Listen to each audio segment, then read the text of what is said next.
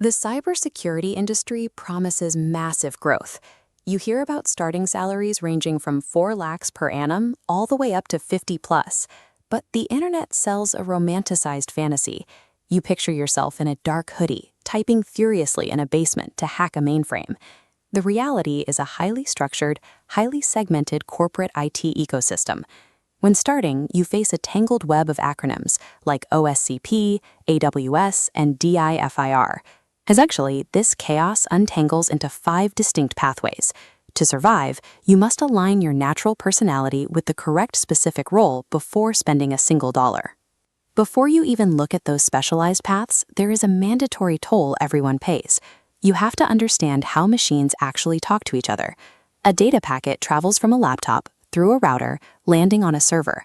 That's networking, where every cyber attack happens. Once arrived, the server expands to reveal a basic file permission structure. This is your operating system, usually meaning Linux. But you don't learn this just by reading. You learn it by building an isolated, safe home lab, using tools like VirtualBox to practice without accidentally committing a crime. If you don't have a firm grasp of how a system normally operates, you cannot identify the anomalies that make up a cyber attack. Let's look at your first career option, the blue team. These are the frontline corporate defenders, usually starting out as Security Operations Center, or SOC, analysts. Your daily input here is strictly defensive. You are continuously monitoring dashboards, analyzing log data, and investigating network alerts. This comparison matrix lays out the facts. For the blue team, the core function is defense, with starting salaries around 4 to 6 LPA. But notice the trade-off. There is a high risk of burnout. Staring at logs all day leads directly to alert fatigue. If you want defense but crave more action, there is a specialized offshoot, Digital Forensics and Incident Response, or DFIR. In DFIR, you are a digital detective. You step in after an attack has successfully occurred to collect evidence from memory and disk drives, piecing together exactly how the breach happened. Defensive rules give you the safest, most stable entry into the industry, but you have to bring a high tolerance for repetitive analysis and the stomach for high-stakes post-disaster recovery. On the opposite side, we have the attackers, the red team. These are the ethical hackers and penetration testers hired to proactively break into systems. Your day consists of hunting vulnerabilities, running complex exploit tools, spending hours writing extensive reports, detailing exactly how you breached it. We've added the red team to the matrix.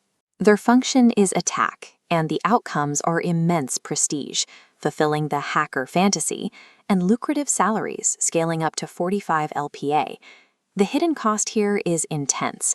Success rates are highly irregular, imposter syndrome is rampant, and you are strictly required to spend your personal off-hours researching new exploits just to stay relevant.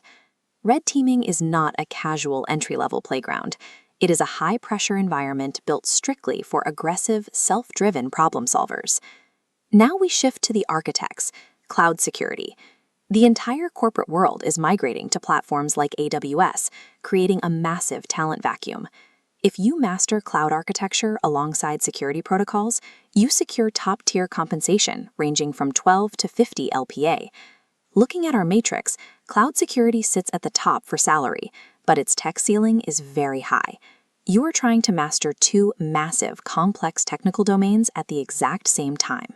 If you want nothing to do with that level of technical depth, there is a final distinct path: governance, risk, and compliance, or GRC.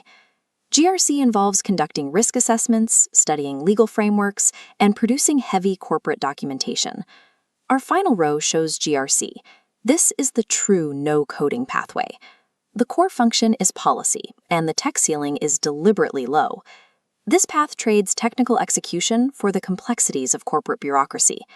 Success here relies on navigating policy and maintaining strong lines of communication with management. Reaching the highest levels of this industry forces a choice. You either master incredibly dense dual technical domains, or you abandon hands-on technical work entirely to manage corporate risk. Before you lock in a decision, we have to address what AI means for cybersecurity jobs by 2026. Human strategy remains the core of the industry, even as AI now handles the repetitive work of log analysis and basic vulnerability scans. This chart tracks that shift.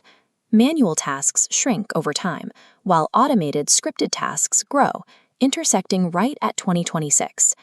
Because of this, the promise of a long-term, no-coding technical career is fading. This shift creates an opening to upgrade from a manual tool user to an automated systems architect. This flowchart maps your temperament to the right career. What is your primary strength? Systematic analysis routes to blue team or proud security. Aggressive problem-solving routes straight to red teaming. And non-technical process and policy routes toward GRC. Pick one of these lanes. Match it with the correct beginner certification, and stop distracted learning. Breaking into this field requires persistent, structured focus in one direction that truly matches your personality.